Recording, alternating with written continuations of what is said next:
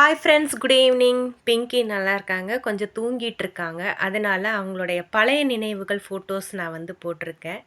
பாருங்கள் என்ன இருக்கு, எப்படி இருக்குன்னு பார்த்துட்டு கமெண்ட் பண்ணுங்கள். பிங்கி அழகாக கண்ணாடி போட்டு உட்காந்துருக்காங்க பார்த்தீங்களா?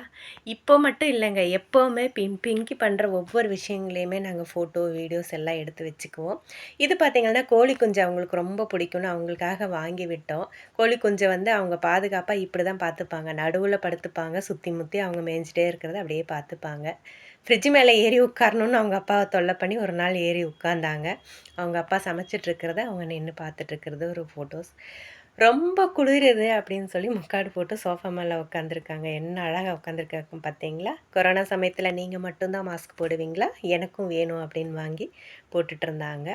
ஃபேன்சி கோழி குஞ்சு 2 அங்கே உட்காந்துருக்குதுன்னு இவங்க இப்படியே படுத்துட்டு பார்த்துட்ருக்காங்க.